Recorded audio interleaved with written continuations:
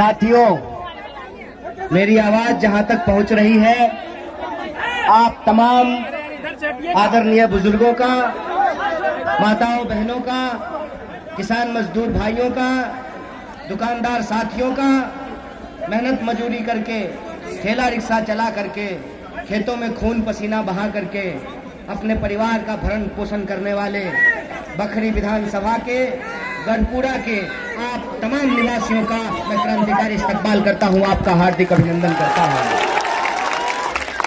दोस्तों, कल मेरी तबीयत खराब हो गई थी और मुझे लग रहा था कि शायद आज हम अपनी बातचीत आपके बीच नहीं रख पाएंगे, लेकिन मंच पे मौजूद सम्मानित लोगों को देखकर, विभिन्न पार्टी के नेतागण और आपके चेहरे की उम्मीदों को देख करके एक नई जान आ गई है। इसके लिए मैं आपका तहे दिल से शुक्रिया अदा करता हूं। दोस्तों, आप सब जानते हैं कि ये महागठबंधन 5 पार्टियों का महागठबंधन है। लोग कहते हैं 5 अंक बड़ा शुभ होता है और ये इस बात का शुभ संकेत है कि हम लोग अपनी तमाम चीजों को भुलाकर ये चाहते हैं कि एक मुकम्मल एकता बने, एक चट्टानी एकता बने। और ये चट्टानी एकता सिर्फ इस बात के लिए नहीं है कि हम तालमेल करके कुछ सीट जीत जाना चाहते हैं। दरअसल हमारी कोशिश ये है कि ये चट्टानी एकता बिहार में बदलाव को लेकर के आए, बिहार को बदलने का काम करे, इसलिए एकता बनाई गई है। इस महागठबंधन में शामिल राष्ट्रीय जनता दल के तमाम नेतागण, आदरणीय राम पदारथ बाबू, उर्मिला ठाकुर जी, सीपीआईएम के नेतागण, सीपीआई के नेतागण, आप सबका मैं बहुत बहुत धन्यवाद करता हूं कि एक बार आपने पुनः मुझे गढ़पुरा आने का मौका दिया है।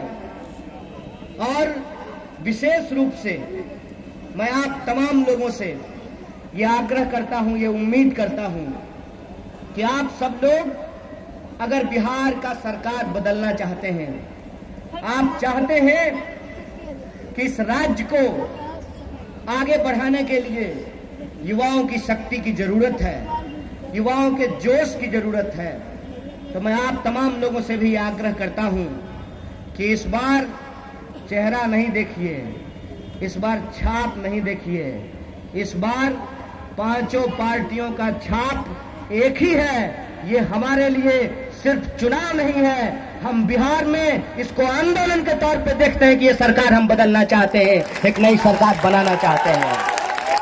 इसीलिए ये कोई पारंपरिक चुनाव नहीं है। आप सब जानते हैं कि किन गंभीर परिस्थितियों में ये चुनाव हो रहा है।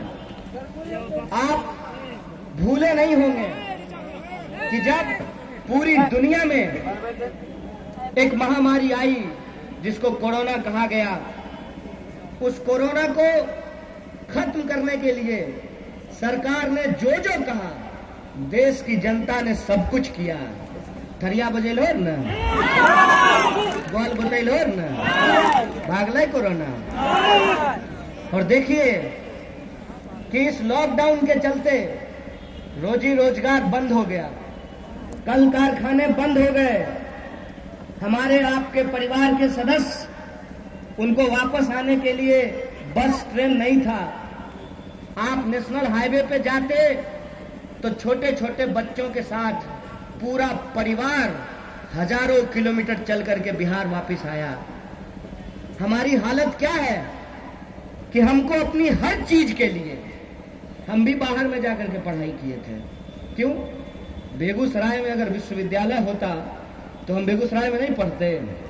इसीलिए लोकसभा चुनाव जब हो रहा था तो हमने क्या मांग उठाई थी, याद कीजिए आप तमाम लोगों के बीच हम चुनाव प्रचार करने के लिए आए थे और हमने आपको क्या कहा था कि हमारा सवाल जात और धर्म का सवाल नहीं है, हमारा सवाल इंसान और इंसानियत का सवाल है। हमारा सवाल इस बात से जुड़ा हुआ है कि हम बिहार में बेहतर शिक्षा व्यवस्था चाहते हैं। इसीलिए अपनी घोषणा पत्र में हमने दिनकर विश्वविद्यालय बेगूसराय में बनाने की मांग की थी। याद कीजिए कि हम उस वक्त भी कहते थे और आज भी कह रहे हैं कि पढ़ने के लिए बाहर जाना पड़ेगा, इलाज कराने के लिए बाहर जाना पड़ेगा। क्यों?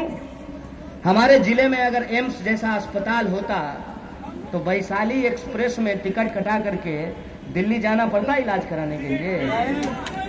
याद कीजिए कि आपको पढ़ने के लिए, इलाज कराने के लिए और रोजी रोजगार के लिए अपना घर परिवार छोड़ करके जाना पड़ता है। अभी तो लॉकडाउन था, हजारों लोग, लाखों लोग वापिस बिहार लौट करके आए और उनके दिल में क्या दर्द था कि अगर काम मिल जाता, अगर व्यवस्था हो जाती की है नौवीं का दिल्ली बम्बई कलकत्ता रहे का, 10वीं दिल्ली बम्बई कलकत्ता रहे का, ईद बकरीद दिल्ली कलकत्ता बम्बई रहे का। माए बाप जोर लोग नहीं दुर्गा मनाते हैं, माए बाप जोर लोग नहीं ईद सेवैयाँ खाते हैं। क्यों हमको घर परिवार छोड़ करके जाना पड़ता है? क्योंकि रोजी रोजगार नहीं है। और देखिए हमारी हालत कि जब बंद हो गए कल कारखाने, लोग वापस लौट करके आए और यहाँ इंतजार किए कि शायद कुछ होगा। दूर से वो भी सुनते थे, विकास का बड़ा बड़ा पोस्टर लगता है, सुशासन के बड़े बड़े दावे किए जाते हैं। जब वापस लौट करके आए तो उनको यह बात का एहसास हो गया कि विकास का इंजन, उसका इंजन फेल हो गया है, उसका मोबिल पलटी करने का जरूरत है। इस बात कहते हैं ना लोग कि तावा पे रखा हुआ रोटी को भी नहीं पलटिएगा तो रोटी जल जाता है। रोटी बनाए होंगे ना, माँ जो है घर में रोटी बनाती है ना, घर में पिताजी रोटी बनाए होंगे ना कभी, तो बिना पलटे जो है रोटी भी जल जाता है। और जो वादे हमसे किए गए थे उसकी हकीकत लोगों के सामने आ गया। क्या थी हकीकत? कि कोई क्वारंटाइन सेंटर नहीं था। सरकार ने कहा कि हमारे पास खिलाने के लिए अनाज नहीं है, आपके पास उड़ाने के लिए हेलीकॉप्टर है, लेकिन खिलाने के लिए अनाज नहीं है। और अस्पतालों की हालत यह थी कि एक बेड पे लाश पड़ी हुई है और दूसरा इंसान जो जिंदा है अपनी जिंदगी और मौत से जूझ रहा है, पानी का बोतल हाथ में पकड़े हुए हैं। ये तस्वीर आपने देखी थी कि नहीं देखी थी? पूरा बिहार को पूरा देश देख रहा है कि कोरोना के इस दौर में, लॉकडाउन के इस दौर में सरकार ने जो हमारे साथ छलावा किया, विकास और सुशासन के नाम पे जो हमारे साथ धोखा किया, क्या बिहार की जनता उसको पटकनी देती है कि नहीं देती है? बोलिए, दीजिएगा कि नहीं दीजिएगा? अब की बार बदलाव जरूरी है और इस बार इसीलिए हमारा संकल्प है कि सीट की संख्या हम नहीं देख रहे हैं, किस पार्टी को कितना सीट मिला, ये नहीं देख रहे हैं कि नेता कौन बनेंगे, ये देख रहे हैं कि बिहार की जनता के लिए नीति क्या बनेगी। उस बात के लिए हम लोग संघर्ष कर रहे हैं। और इसीलिए माननीय प्रधानमंत्री जब आए बिहार तो फिर से हम लोगों को कश्मीर ले जाने का प्रयास कर रहे थे। ऐसा है, कश्मीर से ही तो पैदल चल करके बिहार आए थे जब रोजी रोजगार बंद हो गया तो। और वही पंजाब, हरियाणा, दिल्ली, उत्तर प्रदेश होते हुए बिहार आए थे। उत्तर प्रदेश के मुख्यमंत्री जी आए और बड़ा बड़ा भाषण दे करके गए। एक कहावत है ना, अपन उपाय ने सूरदास बरतो। अपना राजकाज संभाल नहीं रहा है, हम लोगों को आकर के ज्ञान दे रहे हैं। साहब, कान खोल करके सुन लीजिए, ये बिहार की जनता है और बिहार का इतिहास ये है कि हम जब जब आते हैं अपने पर, तब तब लोगों के दांत खट्टे करते हैं, उनको छक्के छुड़ाते हैं। याद कीजिए, जब अंग्रेजों को लगता था कि हम ये देश छोड़ करके नहीं जाएंगे, तो 1942 के भारत छोड़ो आंदोलन में बेगूसराय की जनता ने पूरे देश कर दिखाया था कि आंदोलन कैसे किया जाता है।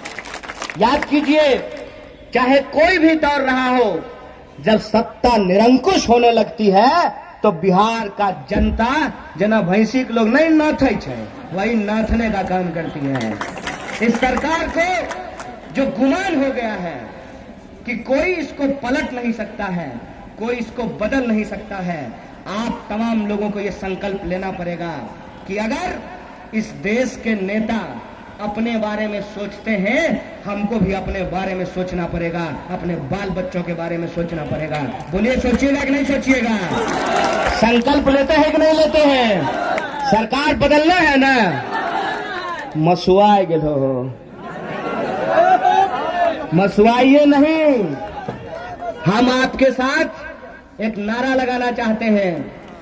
हम कहेंगे जय हिंद, और आप इतनी जोर से बोलिएगा जय भारत कि दिल्ली की सत्ता हिलनी चाहिए। बोलिए, हिलेगी कि नहीं हिलेगी? जय हिंद, जय हिंद। हम कहेंगे जय बिहार, आप कहिएगा जय महागठबंधन। जय बिहार, जय बिहार। यह बिहार के मान सम्मान की लड़ाई है, और हमारा मान सम्मान ये कहता है कि अगर आप हमसे धोखा कीजिएगा तो आपको सबक सिखाने का यही मौका है। इप्टा एक गाना गाती है, फिर आया वो वक्त पुराना, सबको सबक सिखाएंगे, हंसुआ बाल पे बटन दबाकर अपना वोट गिराएंगे। ये बात आपको अपने दिमाग में रखना होगा। जब आप 3 तारीख को मतदान करने के लिए जाइएगा तो 1 मिनट खड़ा होकर के सोचिएगा कि हम ये मतदान क्यों कर रहे हैं। हम ये मतदान उनके लिए कर रहे हैं जिनके माँ बाप लॉकडाउन में पैदल चलते हुए, जिनके पैर में छाले पड़ गए, उनके पक्ष में हम लोग मतदान करेंगे। जब आप 3 तारीख को मतदान करने के लिए जाइएगा तो आप सोचिएगा कि हमारे बच्चे जो इंजीनियरिंग करके, ITI करके, पॉलिटेक्निक करके, BA करके, BSc करके, MA करके, PhD करके अपनी डिग्री लेकर के नौकरियों का इंतजार कर रहे हैं, उनके भविष्य के लिए मतदान कीजिएगा। हमारे किसान भाई जो खेतों में जाकर के खून पसीना बहाते हैं और उनको उनके फसल का दाम नहीं मिलता है। एक उदाहरण सोच करके देखिए, आपका मकई का न्यूनतम समर्थन मूल्य आपको नहीं मिलेगा, लेकिन आपके मकई से जो मकई का उजड़ का लावा होता है ना, अंग्रेजी में उसको पॉपकॉर्न कहते हैं। वही सिनेमा हॉल में जब आप पॉपकॉर्न खाइएगा तो 250 रुपया का पैकेट मिलता है, 5 ग्राम। लेज का चिप्स का पैकेट देखे हैं, ऊपर से फुला रहता है, अंदर में 4 गो चिप्स रहता है। वही ये सरकार है, वही ये सरकार है कि आपसे आपके चीजों को सस्ता लेती है और आपको आपके जीवन की जरूरत की चीजें महंगा देती है। ये व्यवस्था हम बदलना चाहते हैं। वो चाहते हैं कि फिर से हिंदू मुसलमान करें। हम कहते हैं कि हिंदू मुसलमान नहीं होने देंगे। आप इधर उधर की बात कीजिए, आप धर्म के नाम पर, जात के नाम पर लोगों की लड़ाने की कोशिश कीजिए, हम रोजगार के नाम पर लोगों को इकट्ठा करके दिखाएंगे। ये सवाल हमारे सामने है। इसीलिए हमारा जो संकल्प पत्र तैयार हुआ है, वो 5 पार्टियों का जो घोषणा पत्र है, उस घोषणा पत्र का जो मजमून है, उसकी जो मूल बात है, उसको ही संकल्प पत्र में शामिल किया गया है। और हमारा संकल्प जो सबसे बड़ा है कि हम बिहार के नौजवानों को रोजगार देना चाहते हैं। हम चाहते हैं कि बिहार के किसानों को उनके फसल का दाम दिया जाए। हम चाहते हैं कि समान काम का समान वेतन लागू किया जाए।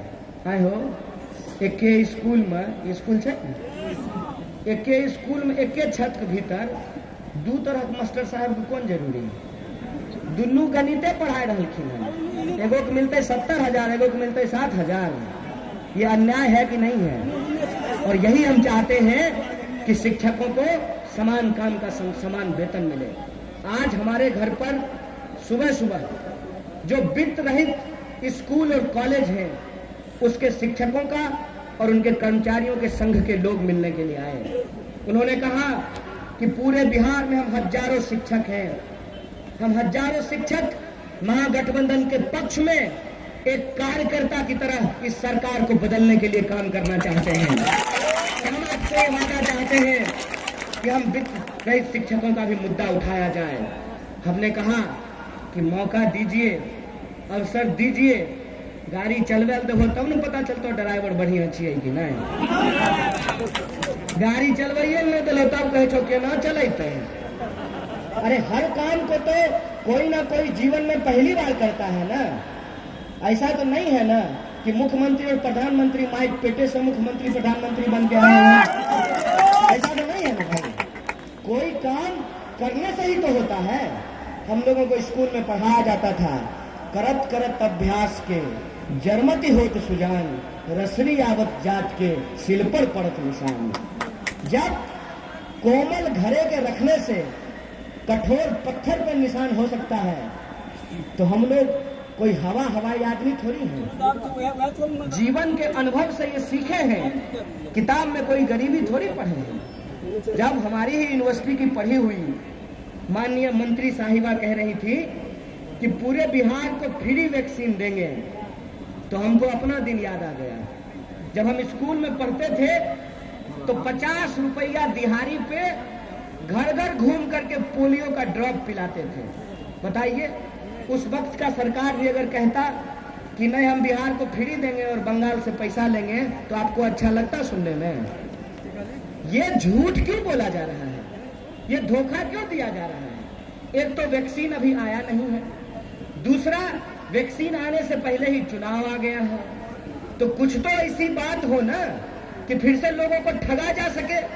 जैसे ठगा गया कि आपके खाते में 15 लाख रुपया आ जाएगा, क्या कोई लोग के लोन हाथ उठबोता एको को के नहीं। इहल कहे छियो भाजपो वाला से दुकान पर लड़ाई के जरूरत नहीं है। ऐसा नहीं है खाली तोरे ठेक लेलको है, बेचारा ओकरो ठेक लेलको है। ओकरा कही हो यारवा रहबै ज्वारे साथ चाय पी रहलिए हैं, साथे जेबे एजा से बेगूसराय वह टाटा में लटक के तो आपस में लड़ा कौन जरूरी। और ये बात मैं जोर दे करके आपको कहना चाहता हूँ, कुछ हमारे साथी बदलाव की उम्मीद में जोश से लबरेज हैं। मैं आपके जोश को सलाम करता हूँ और सरकार के प्रति गुस्सा भी स्वाभाविक है। अगर हम ही आज जो है लंबा लंबा भाषण दे दें और कल को सरकार बने तो अपना ही संकल्प पत्र अगर हम भूल जाए तो हमको भी गाली पड़ेगी। ये बहुत स्वाभाविक बात है। लोकतंत्र में असली मालिक जनता है और जनता के सवालों को जो सरकार पूरा नहीं करेगी, चाहे ये सरकार हो या वो सरकार हो, तो उसके प्रति गुस्सा होना स्वाभाविक है। लेकिन गुस्सा का ये कतई मतलब नहीं है कि हम अपने जोश का इस्तेमाल कहीं और कर दें, जोश में होश खो दें। जोश में होश खोने की जरूरत नहीं है। मैंने कई जगह ये घटनाएं देखी कि सत्ता पक्ष के नेताओं के साथ धक्का मुक्की हो रहा है, स्वाभाविक बात है। लेकिन उनके साथ क्या धक्का मुक्की करेंगे? उनका बेचारा का क्या वैल्यू है? विधायक सब के ना एगो चौकीदारों इतना वैल्यू नहीं बचले है। हम सच बात बता रहे हैं आपको। विधायक अगर फोन करे थाना प्रभारी को, कहेगा रखिए बाद में बात करेंगे। ये हम थाना प्रभारी का बात बोल रहे हैं। डीएम को तो छोड़ दीजिए, एसपी को तो छोड़ दीजिए, डीजीपी को तो छोड़ दीजिए। ऐसा क्यों हुआ है? ऐसा इसलिए हुआ है कि जब विधायक जनता से वोट लेकर के अपना ईमान बेच देते हैं तो उनका रुतबा चला जाता है। किसी भी लोकतांत्रिक प्रक्रिया में नेता की ताकत जनता होती है और जिस दिन नेता जनता से कट जाए उस दिन ब्यूरोक्रेसी उसका सुनना बंद कर देती है। और यही स्थिति आज जनप्रतिनिधियों की हुई है, क्योंकि नेता को जनता अपने आंख से देख रही है कि कैसे हम वोट देते हैं और चुन करके जब जाता है तो पटना पहुंच करके, दिल्ली पहुंच करके कोना कोना खेलना शुरू कर देता है।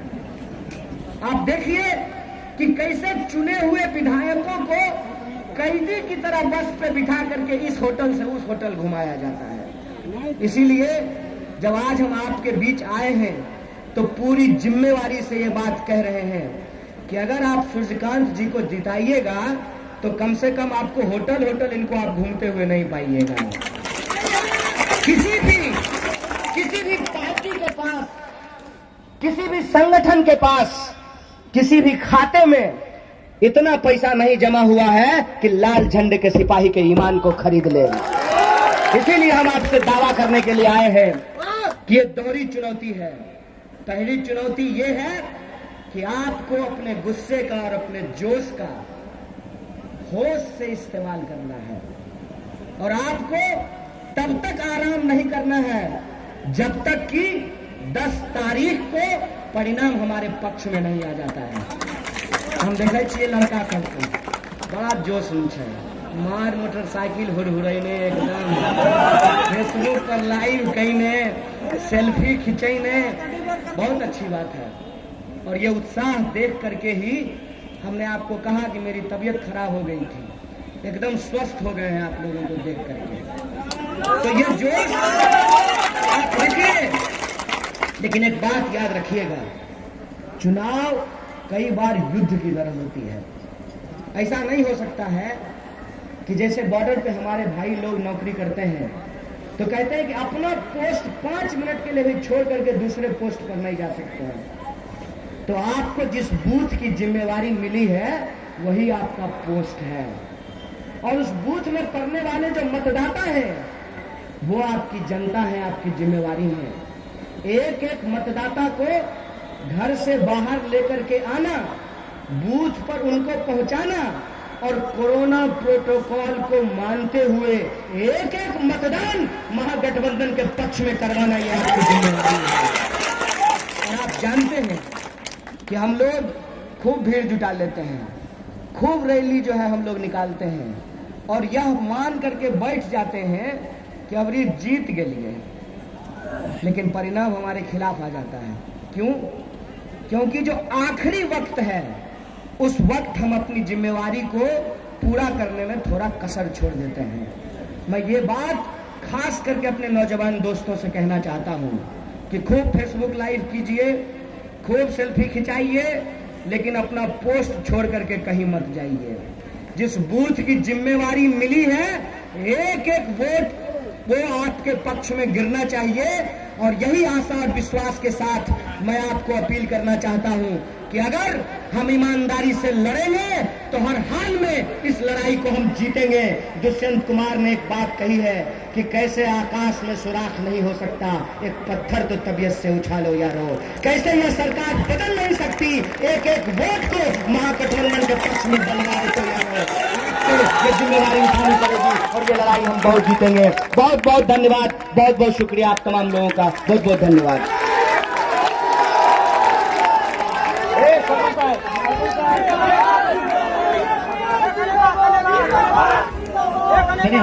हाथ उठा करके जरा सा आशीर्वाद, हाथ उठा करके माननीय कन्हैया जी और हमारे महागठबंधन के सारे नेता आपसे आशीर्वाद के आकांक्षी हैं। आप तमाम लोग